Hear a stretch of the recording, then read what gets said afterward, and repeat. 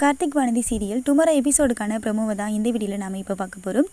நம்ம அமுதா என்ன பண்ணுறாங்கன்னா ராஜேஸ்வரிக்கு கால் பண்ணுறாங்க. கால் பண்ணி இது மாதிரி சண்மதிக்கு ஆக்சிடென்ட் ஆயிடுச்சு அது மாதிரி சொல்கிறாங்க. அதை கேட்டதும் ஐயோ சண்மதிக்கு ஆக்சிடென்ட் ஆயிடுச்சா, அப்படியா எங்கே அப்படின்னு கேட்குறாங்க. இது மாதிரி தயார் ஹாஸ்பிட்டலில் சேர்த்துருக்கோம் அப்படின்னு சொல்கிறாங்க. அப்படியா சரி ஓகே வைங்க நான் உடனே வரேன் அப்படின்னு சொல்லிட்டு ஃபோனை கட் பண்ணுறாங்க. கட் பண்ணதும் காஃபி எடுத்து குடிச்சிட்டு கூலாக உட்காந்துருக்காங்க. வாசன் கேட்குறாங்க, என்ன ராஜி இப்போ தான் ஷாக்காக கேட்ட சண்மதிக்கு ஆக்சிடென்ட் ஆகிட்டுன்னு இப்போ இவ்வளோ கூலாக உட்காந்துருக்க, உனக்கு என்னை புரிஞ்சிக்கவே முடியலையே அப்படிங்கிறாங்க. அப்போது தான் நம்ம ராஜி சொல்கிறாங்க, ஆமாங்க ஆக்சிடென்ட் ஆகிடுச்சுன்னு ஃபோன் வந்தது, ஷாக் ஆனேன், ஆனால் இப்போ ஷாக் இல்லை அப்படிங்கிறாங்க. எதுக்காக இவ்வளோ சாதாரணமாக சொல்கிறேன் அப்படின்னு கேட்கும்பொழுது சண்மதிக்கு ஆக்சிடென்ட் ஆகிடுச்சுங்கிறது பெரிய ஷாக் தானே அப்படிங்கிறாங்க. இல்லைங்க சின்ன விஷயத்துக்கெல்லாம் அதிர்ச்சி ஆகக்கூடாதுன்னு டாக்டர் சொல்லியிருக்காரு, நீ என்னம்மா சொல்கிற? ஆமாங்க நான் வந்துட்டு சண்மதிக்கிட்டே பேசுகிறது உண்மைதான். அவளோட டயல்டு நம்பரில் என் நம்பர் இருந்துச்சுன்னு சொல்லிட்டு என்னுடைய பர்சனல் நம்பருக்கு கால் பண்ணியிருக்காங்க. ஆனால் சண்மதிக்கிட்ட நான் என்னோடய பர்சனல் நம்பர் கொடுக்கவே இல்லை, அப்புறம் எப்படிங்க அது உண்மையாக இருக்கும் அப்படின்னு சொல்கிறாங்க. ஓ அப்படியா அப்படின்னு சொல்லிட்டு வாசன் யோசிக்கிறாரு.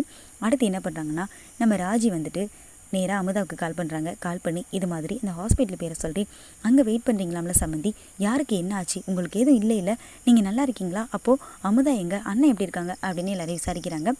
அது சம்மந்தி நான் இங்கே யார் அப்படின்னு வரி பதட்டமாக செய்து சொல்கிறாங்க.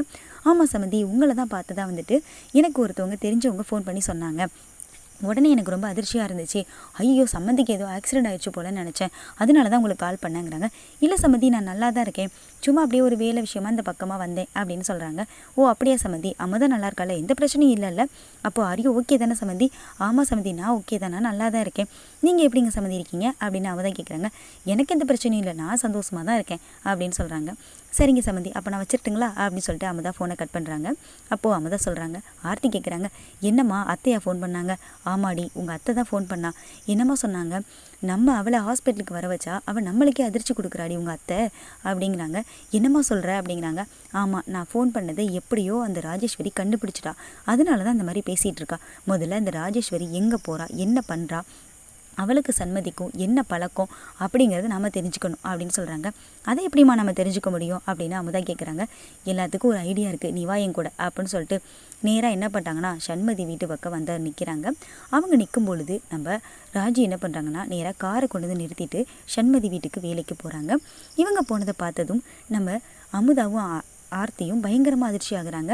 என்னடி இது, இவங்க 2 பேருக்கும் ஒரு காண்டாக்ட் தான் இருக்குன்னு நினச்சோம், இப்போ என்னென்னா இந்த அம்மா அவங்க வீட்டுக்கே போகுது, ஆனால் உங்கள் அத்தை போகிற தோரணையே சரியில்லையே, ஏதோ சாதாரணமாக வேலை பார்க்குற பொம்பளை மாதிரியில் போயிட்டுருக்கு, இது ஒரு ஆஃபீஸில் வேலை பார்க்குற மாதிரி ஒரு கம்பெனி வச்சு நடத்துகிற மாதிரி தெரியவே இல்லையே அப்படின்னு சொல்லிட்டு பக்கமாக இருக்கவங்கள்ட்ட போயிட்டு விசாரித்து பார்க்குறாங்க. அவங்க சொல்கிறாங்க, ஆமாம்மா இந்த அம்மா வந்துட்டு இந்த மாதிரி வக்கீல் வீட்டில் ரொம்ப நாளாக சமையல் வேலை பார்த்துட்டு இருக்காங்க அப்படின்னு சொல்கிறாங்க. என்னங்க சொல்கிறீங்க அப்படின்னு கேட்குறாங்க. ஆமான்னு சொல்கிறாங்க. அது கேட்டு அமுதாவும் ஆர்த்தியும் பயங்கரமாக அதிர்ச்சி ஆகுறாங்க.